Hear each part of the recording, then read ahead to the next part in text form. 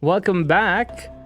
We're here discussing Edgedancer by Brandon Sanderson. My name is Momin Ahmed, and I'm joined by... You're joined by me, the one, the only, Colin Scholar. He's eating his pancake. Gotta get the pancake in. He's becoming awesome. I am. I'm gonna become very awesome in a bit. I also got one, but I'm gonna save that for a bit because I'm excited to get back into talking about the Stormlight archives. This time around, hopefully, we'll get through the entire book because it's much smaller than the previous books we've been discussing. Why don't you give us a bit of a... Spark notes?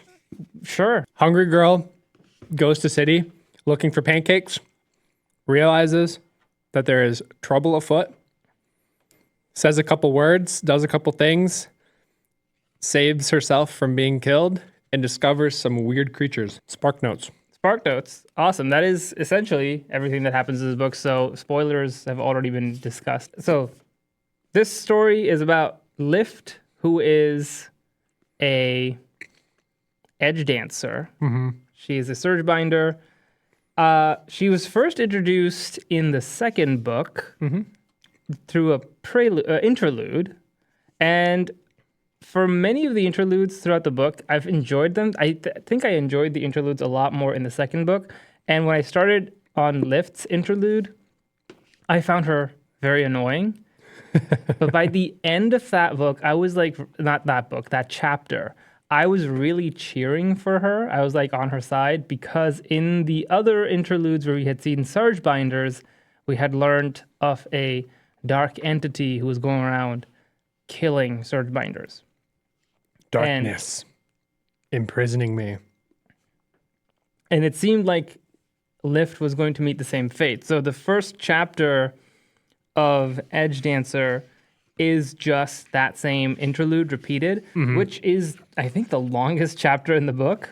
I didn't read Edgedancer until after my third read through Wow. of Stormlight. I forgot it existed. I'm being completely honest with you. So then when I was reading chronologically the Stormlight archive the last time before the fifth book, I read the first chapter and I said to myself, why the fuck is this the same thing as the interlude? And I went back to the book and I was like going back and forth between the pages, being like, is there anything different?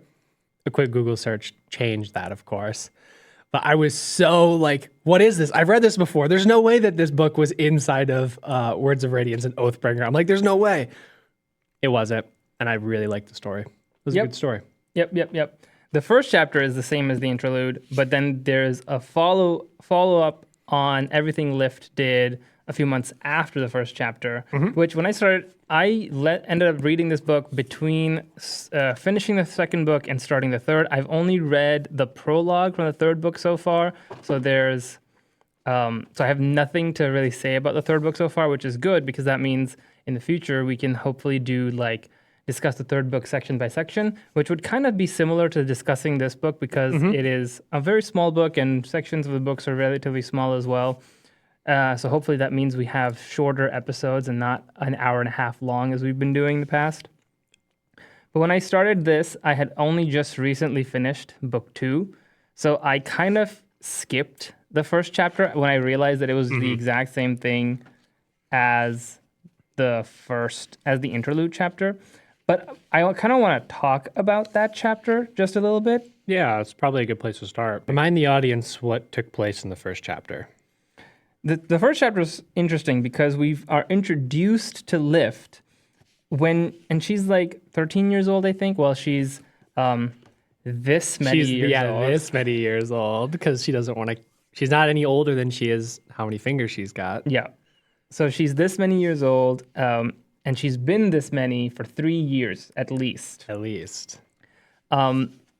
Which I thought when I first read that, I remember discussing this with you. We were actually at the climbing gym when I was talking to you about this because I was like, I just finished reading Lift's interlude and I found her so annoying. What does she mean she's this years old and she's been these many years for 3 years? You're telling me this street rat never learned how to count to 13? There's no way you lived to be 13 and didn't learn to count to 13. And I, by the end of this book, understood why she insisted she was this many and no more. She may know how to count, which I don't know if she knows how to count. We don't learn whether or not she knows how to count, but this has nothing to do with her ability or inability to count. She is this many years old because she made a wish to stay these many years old with the Night Watcher. And now she's chased by a Voidbringer. She is Wendell by the Voidbringer. Wendell. In the first chapter when they introduce Wendell and when they introduce Lift, she's part of a crew of robbers who's going to the Azish Palace. Professional thievers. Professional thievers who are going to steal the clothes from the palace to sell on eBay because the palace is too busy trying to elect a new ruler because their recent ruler was just killed by the assassin in white. Oh, gasp. Zeth, Son Villano. This gotta hit me every single time. So I thought Lift was really annoying at first. She was like overconfident and just had a weird personality and just didn't listen to anyone. Especially she did not listen to Wendell. And Wendell clearly is very knowledgeable. Well, Wendell is interesting.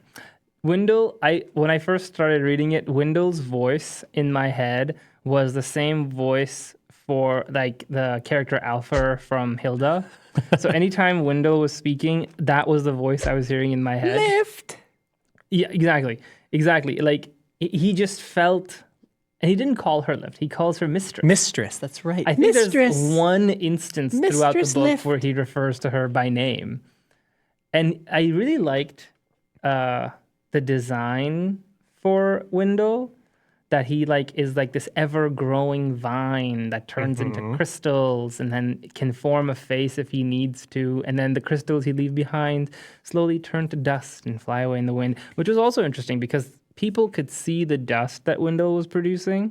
But not his actual form, yeah. Yeah, which is very interesting. Yeah, Wendell's a cool creature, spren thing. Spren, Voidbringer. He's a Voidbringer. Yeah. Which was Lift's insistence on calling him Voidbringer, even though he is constantly being like, I'm not a Voidbringer. I am not a Voidbringer. Don't call me a Void. I am not a Void. And she's Voidbringer. Constantly calling him a Voidbringer. That was the kind of characterization that made me think of her as annoying. But annoying as she may have been, she was really funny, which I really liked. And she was kind of unpredictable in a predictable sort of way. Yeah. After you knew her motivations, she wanted to eat. How many kinds of pancakes are there? In the city. What was the name of the city, actually? They mentioned it a couple of times, and I've already forgotten it. She goes to the royal palace in Azir because she wants to steal the rich folks' lunch, and she succeeds. But then she knows she's being followed by this dark assassin, or not. She doesn't know he's an assassin, but she does know that he's trouble. And then she's running away from him. She's trying to give him the slip. Yeda is the name of the city. Yeah, that's right. Weird. I don't know if that's the correct pronunciation. I'm just going with it. I want to talk about the city itself. Did you have a really good idea of what the city looked like? I did have a really good idea I forget of what the city looked like. There's an illustration. I'm covering the mic. There's an illustration right before the first chapter. It's a nipple. It is a nipple. So there's a lot of memorial images because the first thing she sees, and she describes the Azish palace, and she's like, it looks like breasts. And then you've got this city where I'm not sure if the city's in Azimir. No, it's not. It's technically part of the same kingdom. Oh, okay. But it's the entire nation is more of allied kingdoms than it is one country. Yeah. So the city has its own policies. The province, the most has its own city-state and or democratic of probably any government on Roshar. Yeah, the most bureaucratic for sure. They need paperwork for paperwork. Like Elfer. That was kind of why Alpha was on my mind, because this entire the city she was in was very paperwork oriented. Mm-hmm. I keep jumping back and forth between the first chapter and the rest of the book. So let me just go through the first chapter real Let's quick. do it. Let's finish it up. She's trying to steal their lunch. She gets caught by darkness, and in the process, the little thief that she's been working with, who she barely knows, whose name was Gwax? Something like that. Oh, Gox. Gox. Yeah, That Gox. was a W. How is it a Gox? Guax. That's what I was saying. That guy. That guy. He gets killed by... He gets unalived. He gets unalived by... Was it a shard blade or a regular? No, he gets stabbed by a dagger. Just a normal weapon from darkness, right? No, one of Darkness's underlings. Ah, okay. He gets stabbed by a dagger because the guy threatens that if Lift doesn't turn herself in, then they'll do it. Yeah, then they're gonna kill him. And then he is not bluffing. He actually does kill him. But doesn't Darkness or Nail? Doesn't he kind of freak out at the guy? He gets mad about it. He's like, you don't have jurisdiction to kill anybody here, or at least not him, right? Mm-hmm. And he gets mad at him about it, but he's the guy doesn't understand that. And then Lift uses the little bit of her awesomeness that she has, which she gets her awesomeness by eating food, and she uses it to remember those who were forgotten. I will remember those who are forgotten. And she is able to cast some healing back into the dying boy, and he comes back to life, essentially. Wake me up. Wake me up inside. Bring me. I'm not going to continue. We're really going for the emo vibe today. I know. I've been listening to like Paramore and Blink 182 all day today. Okay, that's good. But she brings him to life, and he is appointed the leader of Ezamir. Woohoo! Yanagon. Is that his name? What's his name? Oh, who? Who's the dude's name? Whose name? That guy. What guy? The dude who got raised from the dead. Is that Gox? Yes. Who am I thinking of? I don't know who you're thinking of. You're giving me spoilers that I don't want. Who's the king? What country is this? Hold on. He's the Azish king. His name is like Gox, isn't it? This is later in the book. I have to hold myself. You have to hold yourself. I have to really hold myself. You're giving me spoilers for things that I haven't gotten to. Yeah, Gawx. Gawx. Gox. Yeah. Okay. That's his name. He's the appointed ruler of Azir. He has a title. His title is long. Like, it's a long one. Yeah, he has a title. The honorific could go on for a long time. They probably have paperwork for that. And so, as the newly appointed divine ruler of Azir, he pardons Lift for whatever crimes she may be accused of, for which she would be executed by darkness. Swipe or no swiping. Swipe or no swiping.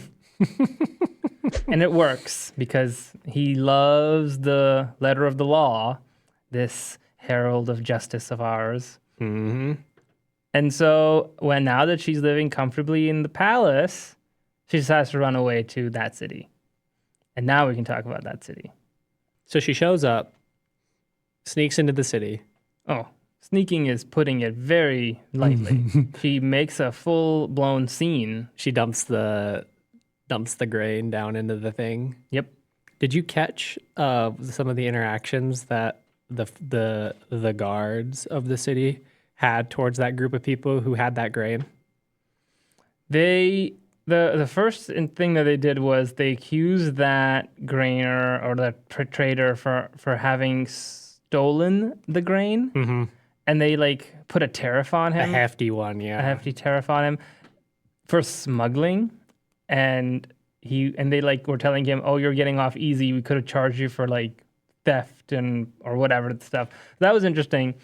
That they had all of that. Like, it was a fun little exchange that does a lot of strong world building about like, this is a very bureaucratic environment. They have paperwork for everything. They've got strong taxes on a lot of proceedings, and that was fun. But it wasn't, I didn't like think too much of that interaction. There's a little bit of, what actually I'm referring to is that it's kind of building this idea, maybe not even idea, this country that is not just, perfectly normal. They're actively having war going on their borders. squabbling between maybe some of like the city states. I don't know what they're really called, but that person who stole that grain was an opportunist who probably harvested someone's crop from, someone who got either drafted in or died in battle and just couldn't come back home to harvest. Or someone who just didn't have protection because all of the soldiers for that area were off fighting the war, and this guy just showed up and decided to strong arm them and stole all their grain to sell somewhere else. But, yeah. All right. Let's talk about, where does Lift go first when she basically stumbles down into the city, causing a ruckus? Remember where she goes? Well, maybe not first, but just like relatively big place she goes to. Well, the first big and important location she goes to is the orphanage, which was interesting. The orphanage was funny because it was like this headstrong girl who thinks she can do whatever she wants, shows up at an orphanage just because she's hungry, right? And then she meets the orphanage caretaker, who's this really unpleasant old lady who doesn't want. She's like, I liked her characterization because she was built up to be like, oh, this woman is horrible. She doesn't like kids. She mistreats them or whatever. But she, like, from the very beginning of it, you can tell that she kind of does care about them, because even though she's not very hospitable to Lift, she is immediately like, you'll get 3 meals and nothing more. So she's like, she could have just turned her away and been like, you get nothing, which totally within her right to do within an area where, like, she's running an orphanage. She doesn't have the resources to spare looking after every random kid that shows up, but she tries to extend her resources to give something to every random kid that shows up. Yeah. I'm like, all the names have left me besides her and a couple other accessory characters. Do you remember her name? Or the name that Lift gives her too? Oh gosh. It was a nickname. I forget. What was it? The Stump? Oh yeah. Is that, yeah, okay. The Stump, that's right. It's so easy to forget names of individual characters in this because there's so many characters moving around. It's a lot easier to remember them just by what they were doing for the story. Yeah. And like, if they have a very catching name, like, I feel like I will never remember the name Nin or Nail or whatever else honorific title they're going to give to this character. I'll always think of this guy as Darkness. Like, Darkness is a much better name than anything else. And also because the book uses it much more effectively than any of his other names. All the other names are just like name drops. Oh, he's the Herald of Justice. He's Nin. He's Nail. He's whatever. No. To the character that I care about, the character that has actually interacted with him, he is Darkness. And that is a very good name for that character. With a little crescent scar on his cheek. Yep. Very scar, birthmark? Birthmark, probably. And a mark on his face. I don't know if it's meant to, I've always imagined it as a scar, but I don't know if they use the word scar specifically. Yeah, I don't know. I think they just said either mark or birthmark. Have you watched Scooby-Doo on Zombie Island? Is that the live action one? No. That's I forget what the full title for that one is, but that's not a live action one. That's like a straight to TV animated movie. I don't know. I've seen quite a few Scooby-Doo episodes here and there. It's one of the Scooby-Doo movies where the monsters are actually real, so they go to investigate this zombie island. The reason I bring it up is because one of the zombies has a moon-shaped scar like right around his eye like that. So he's like, his name is like Moon Scar or something like that. So that was part of what I was imagining when I was thinking of this character. Just this grotesque moon. Yeah, like it's just like a big scar around. Like I think the book kind of described it like it's on his cheek. Yeah, but I kind of like imagined it going face. around like that because that was Moon's face or Moon Scar, or whatever he was called. That was how they did it for that character. And so she goes to the orphanage. She meets an old man who has a very interesting philosophy about people. Do you remember this? The old man. The old man, he's like dressed up in the traditional Azish robe that like covers her entire body. Oh yeah, I think I know who this is. And he asks her, I have a philosophy that everybody is like a body part of a whole. So what part are you? Are you the eyes, or are you the nose, and whatever? Forget exactly. I'm my stomach because I'm always hungry. That would have been a reasonable answer for Lift to give, but she didn't give that. When she was kind of pissed off at her circumstances, She was annoyed with the city. She was annoyed at not having food. She was annoyed at being turned away from the orphanage and not being given a bed. So she was kind of mad, and she didn't want to talk to this crazy old guy who just wanted to talk to her about which body part she is. And so she was like, I think she said, "I'm a nose." I don't remember the. Yep. I really hope that picked up. I think it did. It was uncomfortable to hear on the feedback. But I don't remember exactly what reason she gave for being the nose, but she's always picking something. Yeah, she's always full of boogers. So she gave nose as an answer. And then what did she do next? She has a lot of interactions with Wendell. Wendell keeps telling her to say the words. Like, he wants her to say the words, but she doesn't want to progress. No, I can't get older. I'm this many. Plus a couple. Which, for the longest time in the book, they didn't talk directly about how Lift had made a deal with the Night Watcher. Which, after I finished the book, I read the blurb on the back because I knew I was going to read this book, so I didn't look at the blurb at all. Yeah. But the blurb straight up mentions 3 years ago, Lift asked a goddess to stop her from growing older, which I felt like it was a lot more rewarding to sort of like get that information that Lift, the reason she's so concerned about aging is because she made the wish to the Night Watcher to keep her young forever. Mm-hmm. And then watch Lift struggle with the realization that she shouldn't be getting older, but she knows that she is. So technically her wish didn't come true, which maybe it did. Maybe she's physically the same age, but her maturity still continues to grow. I don't know. Maybe that is the case because they do, I think, comment on how short she is a few times or something like that, or how young she is. I think she's probably short for her age, of course, because physically she hasn't gotten much older. But yeah, where's she originally from? She's from the islands, from the Rishi Islands. The Rishi Islands, yeah. So I don't know if they're usually short or not. I don't know. But she's, probably smaller. A child when Nail looks at her and is just like, time to die. Yeah, just remorselessly take them. Just like picks up a kid by the scruff of their neck and then just tries to run them through with a shard blade. With the most powerful weapon in the world. And since he's a herald, I had a thought about this. Herald of Justice. Since he's a herald, they don't explain this, of course, and I'm sure it'll come up eventually at some point maybe. Is he carrying an honor blade or is he carrying a shard blade, a typical shard blade? Because if he's carrying a regular shard blade, then that means he has a spren as well. But if he's not carrying a regular shard blade, if he's carrying his honor blade, then that means he either went back to where the honor blades were left when the heralds abandoned their post, or what's that called? The Recreants? No, that was when the Knights. What's the thing that they broke? What's that called? Oh, the Oath Pact. Yeah, there you go. But the Recreants was when the Knights abandoned them. Mm-hmm. That probably came after when the Heralds abandoned them. My assumption is that the Recreants has to happen after the Heralds abandoned them because I'm assuming that the Heralds left their post.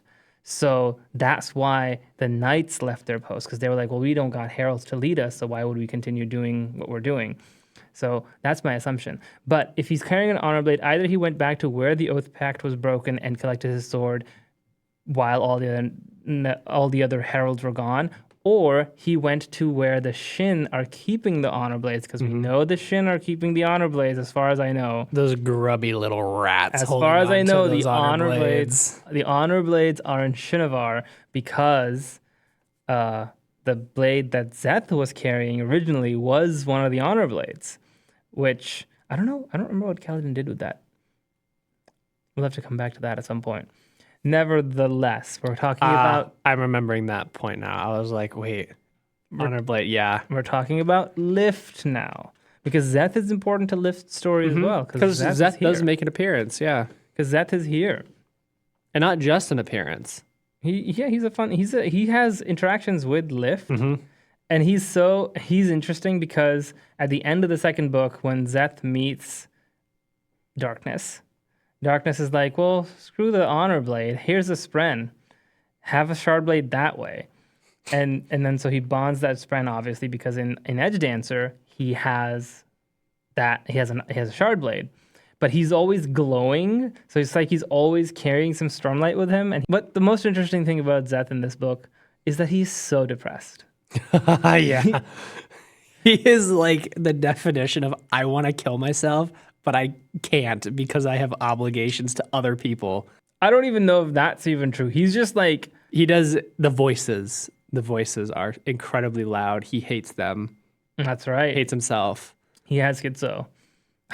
So I want to go back to the glowing bit, the glowing thing that he has. I honestly, this is speculation on my part because I don't really know what it is, but I'm pretty sure prior to his oopsie whoopsies, I did a fucky wucky and fell straight out of the sky and died because of Kaladin at the end of Words of Radiance. He didn't really have the afterglow part of him until after Nail revived him, essentially. Just said, nah, here you go, here's full restore, and just brings him back to life. I think that was an after effect of it, but I'm not really sure. Yeah, Because I don't know if I don't have like every instance that Zeth appeared in the series leading up to that moment, but I don't think they ever described him with that like after image ever. But then whenever he bursts a light with Stormlight, a very common phrase, bursts a light, is always when he's just breathing in Stormlight, not just like casually strolling about and just looking like a ghost. I was gonna say that his like glowing trail that follows him is definitely something that first comes up when Lift sees him. I wonder if this has to do with Lift as a person being the only person seeing it or something. He can like that. break dance with himself. Ha! He just has to move faster than the bit rate or the FPS of his shadows, and he can just dance with it. Do you remember like Zeth would never dance with himself. He would never dance. He just he's not the kind of person who would dance. But do you remember like in like you can still do this on a computer, but when I was a kid I used to do this on my computer. Like I would go to the cursor settings and delete System 32 so that I could turn on tails on the cursor. And then it would just go and then it would like when it would move it would make those long tails. I would make the tails I would do as many copies as it would allow and as long of the tails as it would allow.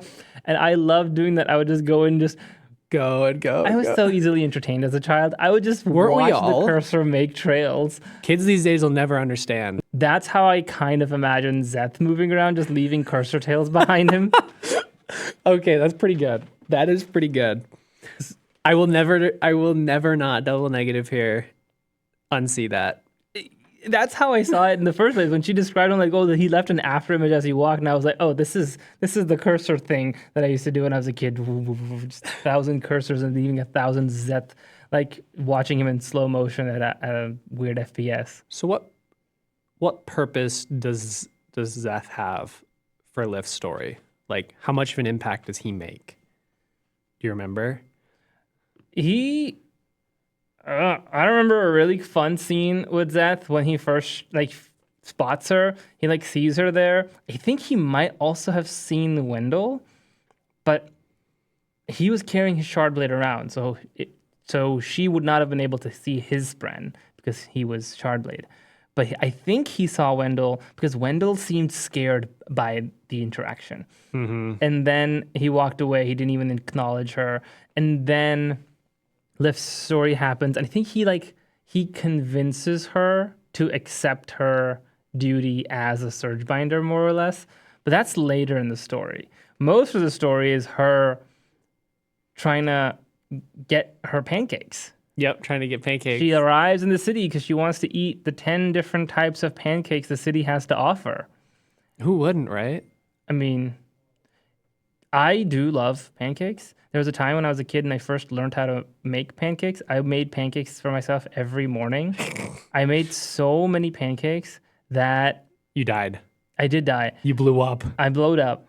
I was so full of pancakes that I blew up. But no, I genuinely, my taste for pancakes blew up because I woke up one morning and I was like, okay, I'm going to make pancakes for myself.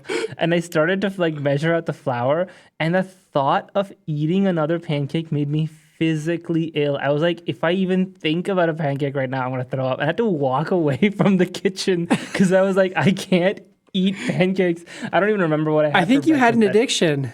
It was horrible. And I did not even think about pancakes for months after that. And like, I will eat a pancake every now and then, but like that, I remember just being so physically revolted by the thought of a pancake back then because I ate so many of them. And they didn't even eat 10 different types. Clearly Lyft is just awesome. Yeah, I mean, first of all, I did not get awesomeness like she did from pancakes. And also, You got a different kind of awesomeness. yeah, I got fat. I was going for something else, but like honestly, that works better because mine was more grotesque. What were you going to say? Diarrhea. Oh. No, I can tolerate gluten. Yeah, actually, that kind of fits with one of her abilities, being able to manipulate friction. Right. That's just what diarrhea is. It's just frictionless. Yeah, frictionless. But where was I? We're moving back to a more pleasant conversation around pancakes. She had 10 different types of pancakes. I have one pancake over and over again. I don't even remember what I was using on my pancakes. I probably just had like simple like pancake syrup. Like I wasn't adding any blueberries or anything. Or one pancake every day for 10 days, or 10 different pancakes once a day. 10 different days. 10 different pancakes once a day for every day for 10 days is perfectly reasonable. Like I would love that. Okay, pancakes over. Next thing, I'm not really remembering of how close in proximity this is to Zeth and Lyft meeting Zeth and blah, blah, blah. But then she goes and like bullshits her way into like some place to get information. Well, what does she do? She goes to the nipple. Oh, she goes to the nipple. Okay. That was funny because I forget the name of the place because it was like the boob. Indecision. She goes to the boob. So I don't remember what the name of the building was, right? But clearly Lyft didn't know what the building was called either because it had a really weird English word name, right? Like the Incatorium or something. You can flip through to see and find it. But the breasticle. But Lyft didn't know what it was called, so every subsequent time that the building is mentioned by name, Lyft remembers it as some other word, and one of the word was indecision, I think. So like she's like, I'm going to the indecision or something like that, and that was the only one that I kind of remembered. Every other word is like, it sounds similar to that. I don't remember what it was called off the top of my head, but I did really enjoy that because when first Lyft was like, is there anywhere in the city where there's a bunch of information being stored? And the lady's like, oh, you mean the indictum? Every single time that it's brought up, it's a different version. So the first time the woman says the name, it's whatever. The second time Lyft thinks about it, I kind of read the word whatever it was, and I didn't think too much about it. I didn't even realize that it was different. I kind of realized it was different, but not enough to like think about it. And then the next time it was called indecision, or something like that. And I was like, hold up, she's saying a different name every single time. And then I noticed it every single time that it happened. I thought that was really funny that she doesn't know what the building is called and just makes up names for it. And she only decided to go there after she had realized that Darkness was looking for not just her, but also potentially another surge binder, yeah, in the city. And that was sort of her mission. She had heard through rumors that Darkness had arrived in that city, so she went to that city on purpose to eat 10 pancakes, but also because she knew that if he was there, that meant somebody who nobody would remember was going to be killed. She trails Darkness a lot in this book. She stalks and she hides and then gets caught and then gets let go and then gets caught again and then wiggles her way out. There was one interaction with the scribe in that building that I just loved so much, where she just kind of like bullshits her way in and then just walks up to the person who's the woman who's on the span read, and which I don't know if she was eating pancakes or if eventually she got Lyft pancakes or something, but she literally is like, I need this. No, you're not. Do it. I know the king. Yeah. And she's like, yeah. She's like, no, do it right to him. Yeah, and then after, they wait around a little bit, She's just absolutely flabbergasted. She like cannot believe. And then they start giving her accommodations. Yes. Yep. She bullshits her way in because she dresses as like a noble That's Asish right. person. I forgot she has a good costume. A good costume. Yeah. Maybe Shallan would have helped out. Tin would have disapproved or approved, who knows. So she got in, she bullshitted her way in. The lady at the desk, the clerk at the desk, did not believe that she knew the king because she was so improper. Like, how could she know the emperor? How could she have lived in the palace, right? And then she's like, just write to them. And she doesn't write to them. She goes and calls the guard. The Grand Indicium. Indicium? Indininging Grand Indicium. I don't know. Are you sure that that's the actual name and not one of the versions she came up No. with? This is like you mean like the Grand Indicium. Oh, you found the actual, I found the actual interaction she had. So that the you were saying. indicium, later Lift will refer to it as indecision and another word as multiple times. It's funny. Yep. Friend of the Emperor. I call him Gox, but they changed his name to something else, which is okay because Gox is kind of a dumb name, and you don't want your emperor to sound dumb. Oh my gosh, I laughed so hard throughout this entire chapter. Lady information. Then all of a sudden, she wanted to find reports of weird things happening in the city, and then very quickly something extremely weird that the world has never seen. Yes, happens. A meteorological event of epic proportions is arriving. The Everstorm has been spotted. The Everstorm comes. So they just received word from Alethkar that the Everstorm is coming, but it had just washed over to the sea, so it'd take a while to cross the planet and come back around the other side. But then they had just gotten word from Shin and one other country that the Everstorm is actually approaching, which one of the things that I really enjoyed in the discussion of information moving from Alethkar is somebody said, didn't you hear what the king of Alethkar said? And then they spoke about what Dalinar said, right? So the rest of the world understands also that the de facto king of Alethkar is Dalinar Colin. Yeah. Poor Elhokar. Elhokar sucks. He's trying his best, man. No, I don't think he is. He is. He's trying his best. No, I don't think he is. He is. Well, Elhokar leaves lots of room for improvement, so I hold out hope that he shall improve. Redemption arc of King Elhokar. King Elhokar. King Elhokar. In quotes, because let's face it, Dalinar's king. Yeah, punches him in his shard plate or kicks him to the floor. You will listen to me. I am the High Prince of War. Deal with it, and I'm courting your mother. Oh my god. Mike walks out of the room. That was a fun. That was in the first book, though. Elhokar Colin, have shat myself one time in my shard plate. And that was when my uncle was beating the shit out of me and telling me he's fucking my mom. Yeah. Exactly. Oh my gosh. The relationship between Dalinar and Elhokar is very reminiscent of Tywin Lannister and Joffrey Baratheon. I think it's more like Omni-Man and...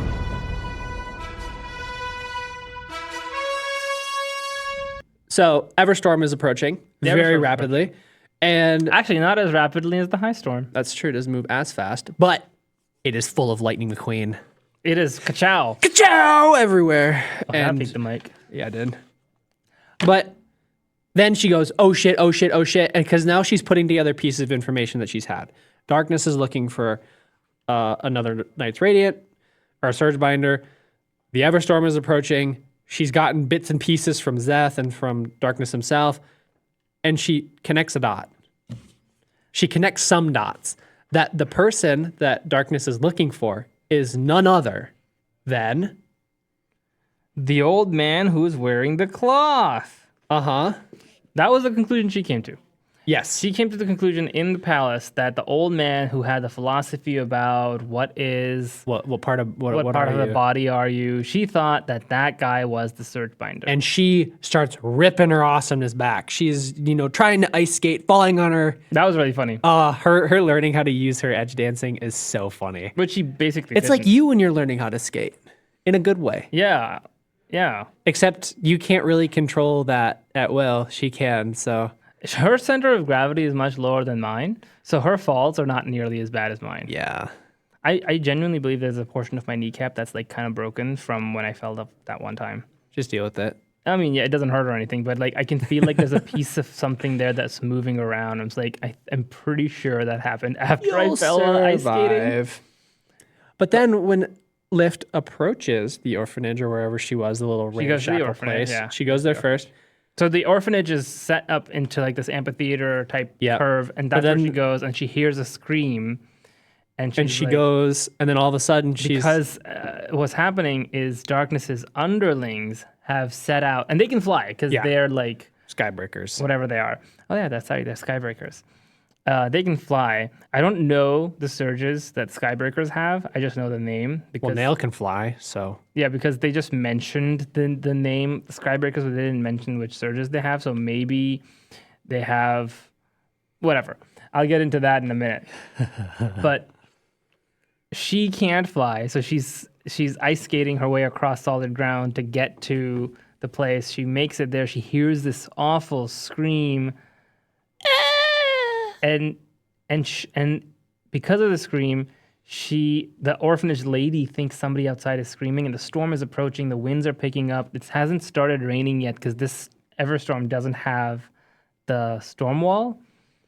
And so the orphanage lady lets her in, and she's like set up the whole orphanage to like bear the storm, and she sees all the kids over there, and the one kid who had like a severe head injury and had become like very like cognitively impaired because of it, he's healing.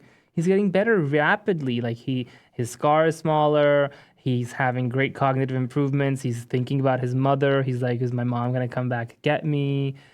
And so it's like this kid's getting better, and the stump thinks that he was faking it the whole time. But she's still taking care of him. She's got them all hunkered down in the darkness, and she's like, should I put some spheres out to infuse them with Stormlight? Does this weird storm that goes the wrong way even have Stormlight? And it's like, maybe. I don't know. I guess I'll try it. And in the meantime, when the stump is not looking, Lift runs out. She's like, I got to find this old man. He's probably dead already, but I got to find him. And then she arrives in the alleyway. Just a massacre. Kind of is a massacre. Both of them were surge binders. Yeah, it's a strange situation that the two surge binders who had set out to kill a seemingly ordinary old man were laying dead on the ground, and then the Kremlings show up.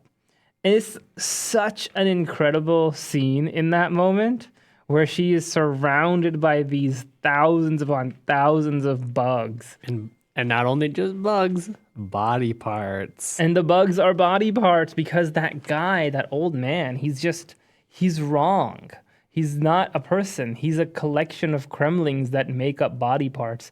And it was a really interesting, like, what is going on? This is such a weird dreamscape kind of moment because everything is just like bugs everywhere. And they're surrounding her. They're making an awful amount of noise. And the guy just has his crazy philosophy going, and I don't remember why he was so interested in Lift. Yeah, but I can't remember the dialogue that they had together. But he was interested in Lift. He was like, "You're fascinating to me. What kind of body part are you, though? I can just keep making new body parts, but what kind of body part?" And then I don't remember what she kind of learned from him, but she learned something. It was important, I think. Well, the most important thing that she did learn from him, pragmatically speaking, was the identity of the actual surge binder. We learned that this old man isn't a surge binder. He's something else entirely, something ancient, something powerful. And even Darkness himself knows not to mess with this guy. This line is, going back a little bit, this line that she has with that old man, Lift says, "What are you?" And he just says, "Just another refugee." Yeah. Which is kind of interesting how he phrases that, or it, whatever it is. He also says something. I think he gives away a little bit more information about what he is. The Sleepless. Is that something he says? He says here that's quite the exhaustive. Basically, he's asking her, like, what do you know about this? And she's like, well, what do you know about this? What do you know about darkness and his plans and radiance and voidbringers and everything? And he's like, that's quite the exhaustive list. And I confess I am the wrong one to ask. My siblings are more interested in you, Radiance. If you ever encounter another of the sleepless, tell them you've spoken with Arklo. Oh yeah, shit. He does give away his name.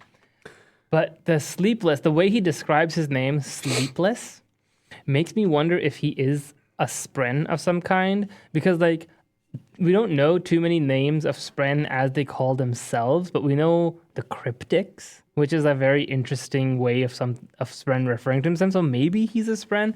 I don't have a lot of theories about what this thing is, just that it was very creepy and very fascinating. He's just a collection of bugs. He's just bugs. It's a bug. He's just bugs. And then she learns the identity of the real Surgebinder, and it's the stump. It's the stump. Yeah. It's the grumpy old lady. And so she runs back to the orphanage only to not be able to find the stump there, and darkness has arrived because he cuts the bolt. Dun, dun. He cuts the bolt on the door with his shard blade and enters the place, and he's looking for her, and Lift shows up in there.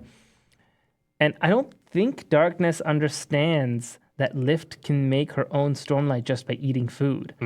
Which, like, Stormlight is running low because there hasn't been an Everstorm in so long. Not an Everarm, a high storm in a long time.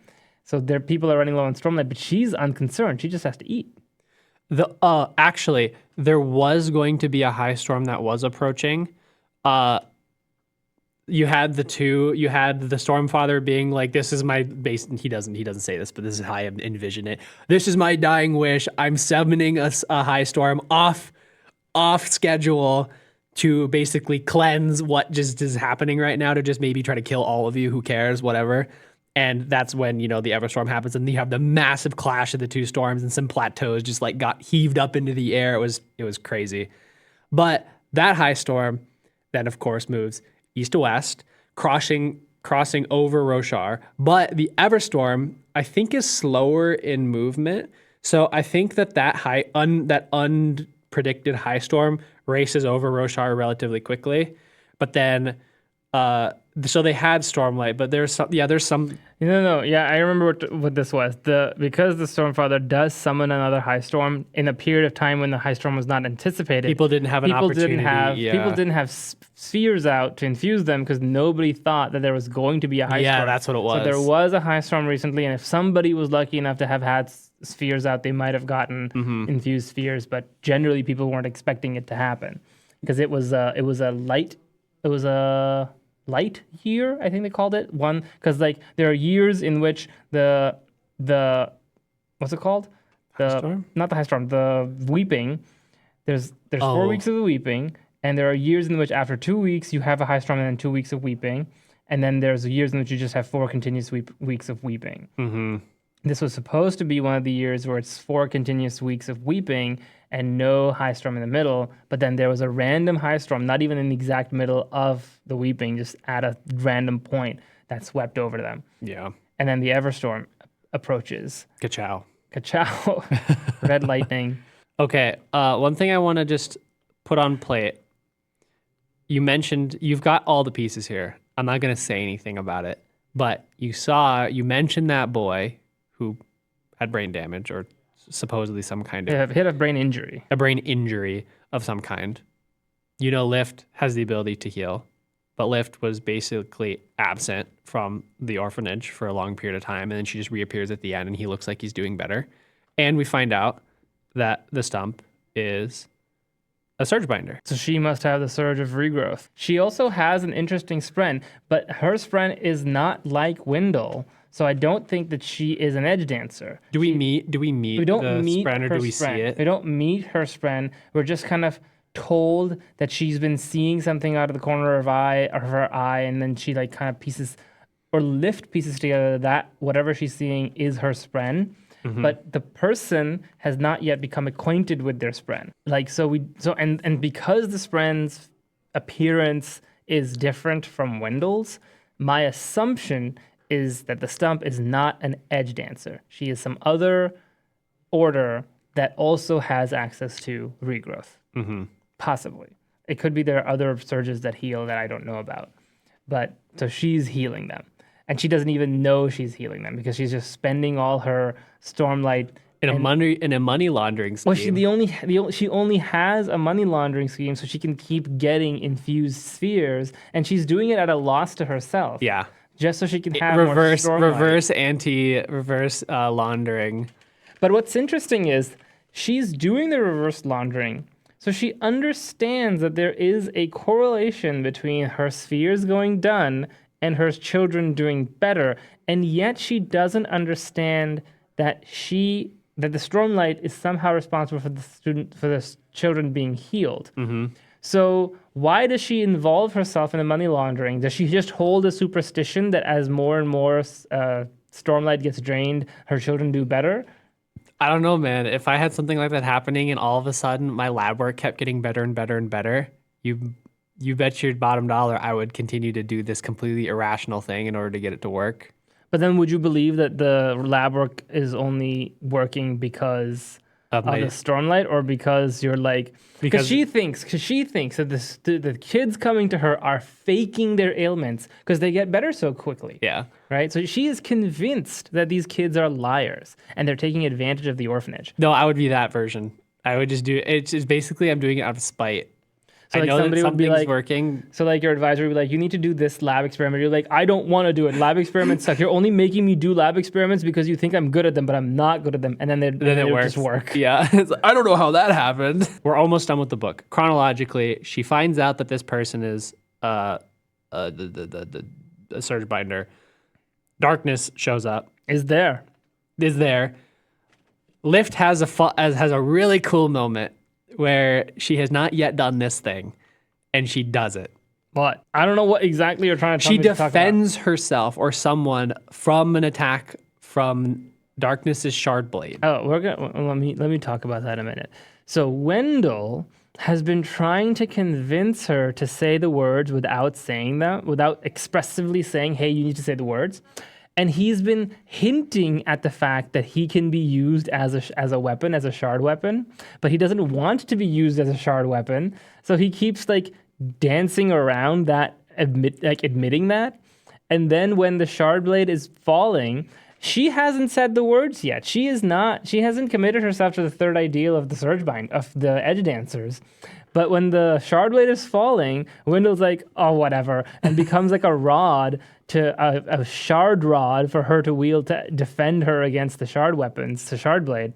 So it's interesting that the shard weapon that Wendell took the form of wasn't sharp, wasn't something that you could cut with. He said the only limitation on what he needs to be is made of metal, which is interesting. That means the shards are metal. So that happens not because Lift wants it to happen, but because Wendell just lets it happen. And she also Darkness doesn't just he plays with his food here. He stabs her. Yeah. Yeah, I kind of forgot about this. He stabs the old lady. He doesn't stab Lift. Yeah, he stabs the old lady and basically... He uses a regular knife to stab her because earlier in the book, he had killed someone with a shard blade. Just a common thief. He killed her with a shard blade, and Lift ran up to her trying to heal her, and she couldn't bring a shard-killed person back to life. And so clearly he was toying with her at this moment because he stabbed her with a regular knife. He knew that Lift would try to save her, try to rescue her. So he was baiting her. He could have killed that Surgebinder with a shard blade and been done with it, but he was baiting Lift. Yeah, he was like 2-for-1 deal. He was like, you will want to protect this innocent old lady, right? Well, she's bleeding out. You wanna come over here, close to me? You're leaving her to die, he warned. Yeah, like he was being very transparent about his, and it wasn't a bluff because he'd already stabbed her. So he didn't mind if she bled out or was killed with a shard blade. He just needed her dead. So he did this cruel tactic. Wendell sighed, a long, soft sigh, melting away, transforming into a silvery length of metal. Yep. I found the line. He's just defeated. I tried my best. Close enough. Yeah, he insists that he doesn't want to be swung around like a weapon, like a blade. But then he's like, well, maybe not a sword, but maybe I'll be fine with being swung around like a staff. So Wendell becomes her shard staff, and she defends herself. And Shard stick. I am a stick. I am a stick. Poor Shalon. Nail Darkness.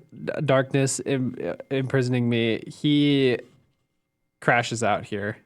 So that was a lot of fun. Okay, so we get to the point where They're up on the roof. what is Darkness's mission? Darkness's mission has become quite clear. Extinguish all budding surge binders to prevent the desolation. Yes, he thinks that by preventing surge binding from returning to people, he can prevent another desolation. He can prevent the return of the Voidbringers. He's doing what he thinks is right. He's doing what he thinks is right. He's trying to prevent another desolation. And Lift has been able to use her influence with the Emperor and the ever-approaching Everstorm, the threat of the Everstorm, to convince people to seek shelter, but also to prevent the Parshmen from getting shelter. Like, corral the Parshmen, put them somewhere else. And there's not too many Parshmen in this area because it's not a super wealthy area, but there still are some Parshmen.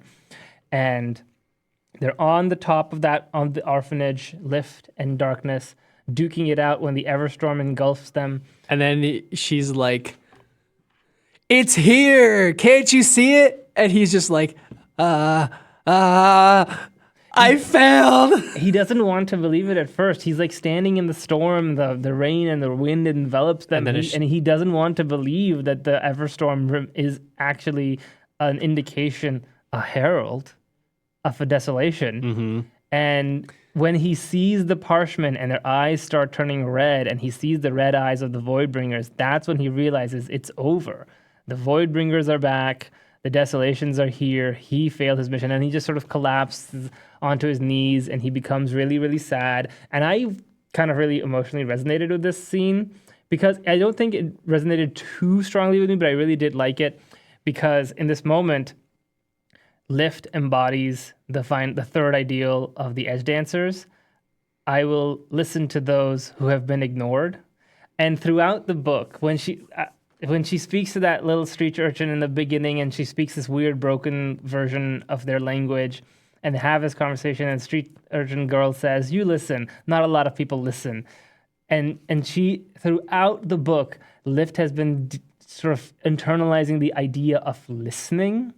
And it's when she sees Darkness all broken and beaten down and she's like, I will listen, even to someone like Darkness.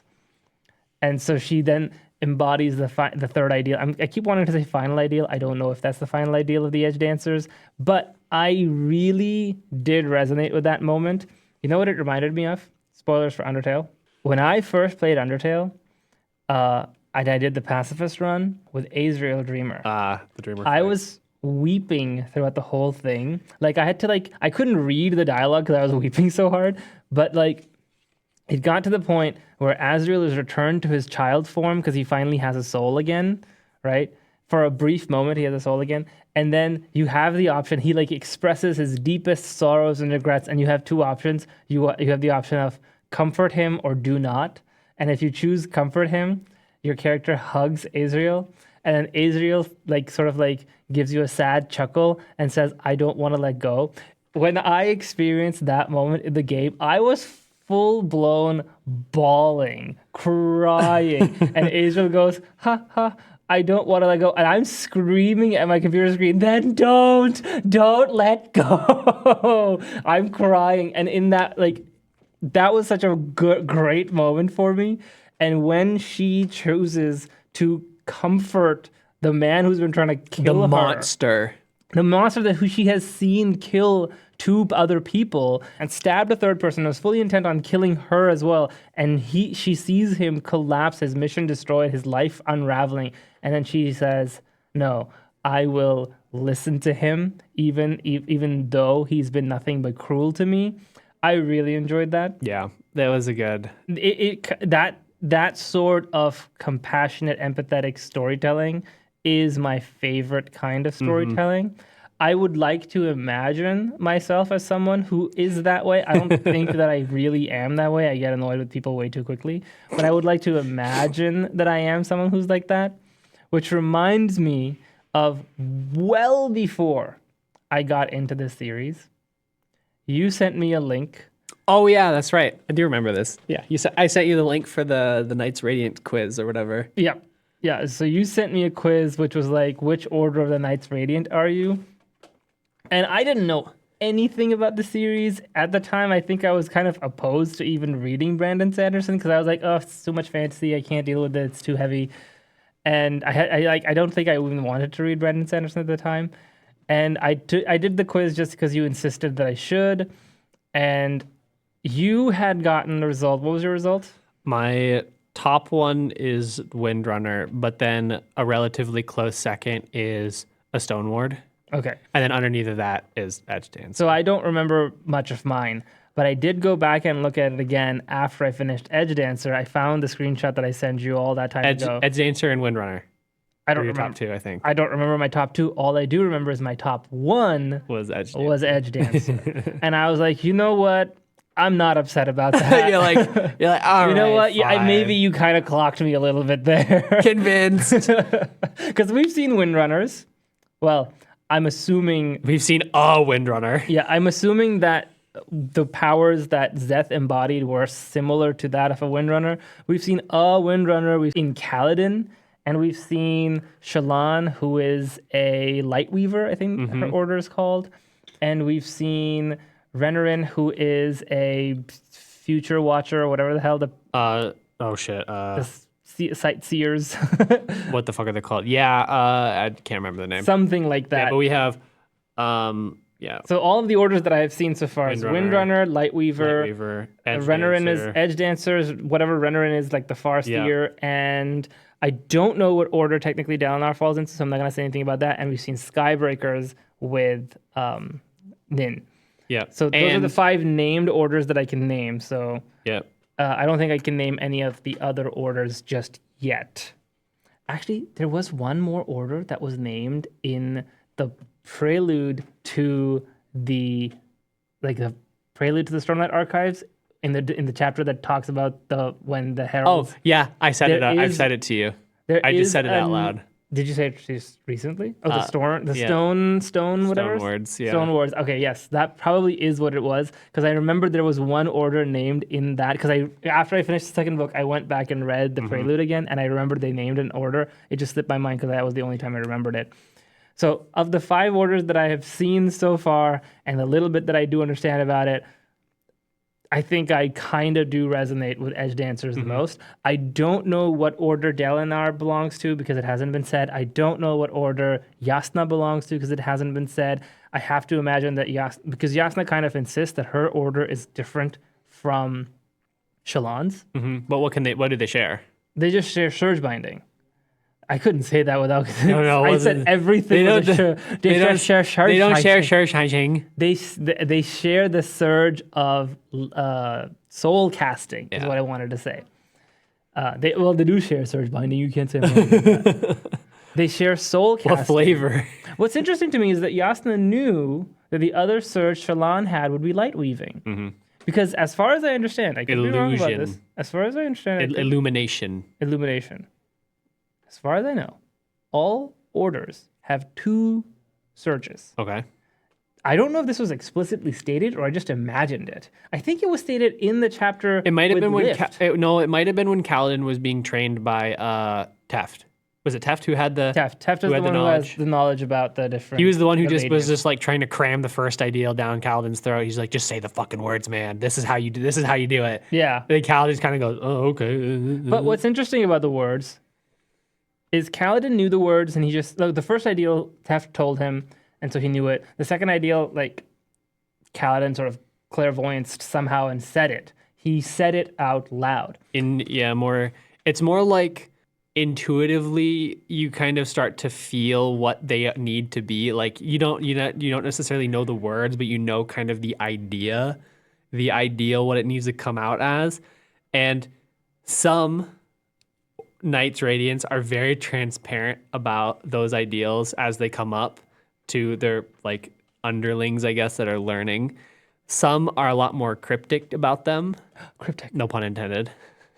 But Some of them use it as a journey for self-discovery. yeah. Some do not. All of that is like an interesting characterization for the Knights Radiant. What I found most interesting was that we have seen Kaladin say the words, like Scylla insisted, say the words. So he said the words. But Lift hasn't said her ideals out loud at all. She just thinks them. Yeah.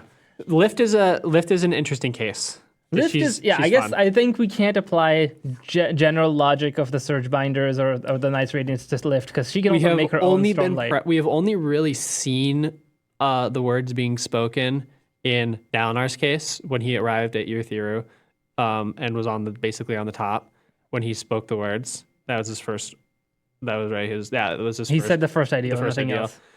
You see Kaladin's 3. You see Shallan's. No, you don't see any. No, of you don't Shallan's. hear. You don't see Shallan's, but you can clearly tell that she has spoken a second ideal here somewhere. I will not spoil when she spoke that second ideal. It has never been explicitly stated that Shallan said the words of the. I mean, she has Or to has have. she? She has to have said it sometime. Yeah. At least the first ideal and maybe even the second ideal. But she has to have said Did the she first form ideal. pattern into a sword? She does frequently. So okay, I needed to know that information so I didn't accidentally like spoil something.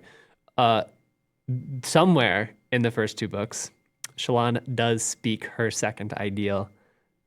I was withholding that information from you until we got to this. So sure. That's the thing. Like her saying her ideals is not explicitly stated in the book. Like She said hers out loud.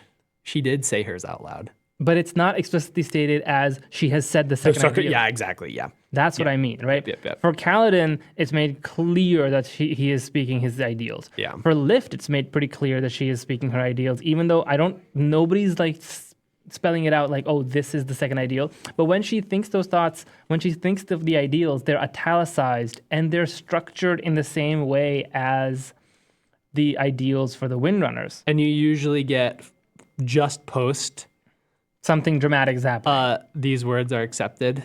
Well, that doesn't happen here. Yeah. So- I know they didn't. The only time that these words are accepted, are heard, is when Kaladin speaks his third ideal and when Dalinar says his first ideal. I think when Dalinar says his first ideal because he's directly speaking to the Stormfather at the time. To the Stormfather. And with all of that said, we are caught up with how much of the Stormlight archives I have read. So any future discussion that we're going to have about the Stormlight archives is going to be a little bit of a catch-up of what I just read and a ton of speculation. Yeah. I want to bring this up now before we end our session and briefly ask you the question, how old are the heralds? How old are the heralds? As in how much age do they have? Not what do they look like? How old are they? So when were the heralds established essentially? Yes. Well, I have to imagine there's no explicit answer. No, I'm not you don't have to fib an answer out. I just want to ask a couple questions. How old are the heralds? Well, they're older than okay. So 4,500 years ago was when the heralds abandoned their post. So they're at least 4,500 years old. But they've also lived through multiple desolations before that, so they're older than that. So there we go. That's what I know. They're older than 4,500 years old, which, if you think about it, is younger than the pyramids. Yeah. There are no pyramids on. Actually, there are pyramids on Roshar, just not like. I would imagine that pyramid is a pretty basic shape. Yeah, is stack a bunch of bricks together or rocks. You'd arrive at a pyramid. So you wanted to ask why did you want to know how old the heralds were? It's not super important. I just wanted to ask that question just to be like, how old are they?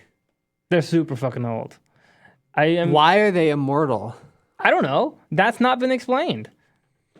I'm interested to know. But they're not immortal because they kind of, every time they die, they go to hell. Their souls, are they immortal? Well, they're immortal. They're not.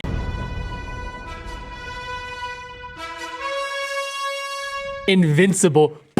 Do the flash. Please put that in there. Okay. But they're not invincible, but they're immortal. Yeah, they're immortal. Where's Omni-Man? Where's Omni-Man? Anyway, where was I? They die and they go to hell, but then they come back. Do you know where hell is? Do you know where hell is? I don't know where hell is. Good. Setting up your journey into Oathbringer, I have 2 pieces that I want to impart on you. Think big. You're going to be introduced to maybe not a lot of new characters. Actually, you will be introduced to a really cool new storyline that I think you will really enjoy. You're going to experience a lot of really great things and a lot of really bad things in feelings. Not like events, but just feelings. Which character are you most excited for going into Oathbringer? Let's set up. I'm going to briefly go through the characters you currently know: Kaladin, Shallan, Dalinar, Adolin, Yasna. Let's just kind of let's just lump together the Colin. So you've got a Colin family. The Colins. You've got Shallan and Kaladin's. You've got Bridge 4. Is there someone of a different race that has been brought up in interludes? So speaking of interludes, I really enjoyed Risen. What was her name? Risen? Her interludes were really fun. I'm glad you said that, because there is another novella It's about her. that goes and talks about her story. And I'm not going to tell you where it fits chronologically. Besides, I'm just going to tell you to read it When it's time to read when it. it's time to read it. Okay. I have that novella. I did not read that until my last read through. Yeah, I'm sensing a pattern. And really, a pattern. It's not super important for the stories, as they pertain like here and now, but they become learning what it's what's the name of it? Dawn Shard. Dawn Shard. You learn a lot about what's taking place on Roshar. Yeah. And you are going to start getting glimpses now, very subtly and also very aggressively, into some conflicts of words and people that I am not going to give you terms for, but you are going to very quickly start running into them, and you are going to experience quite a few moments that I am very much so looking forward to hearing you speculate, but also just go about, because there are so many of those in this next book. Yeah, and I'm excited to talk about the next book because I've only read the prologue so far, but we're running out of time now, so we can wrap this up because that was a really, really good place to end it. That said, if there's anything that we didn't cover from this book or any of the previous books that you're excited to hear about, you should definitely let us know in the comments, and I'll try my best to incorporate those discussions into later episodes. Anything to say before we... I don't think so. I think this was great. So thank you all for watching and listening along, and we'll see you next time. in the next one. Bye-bye. See ya.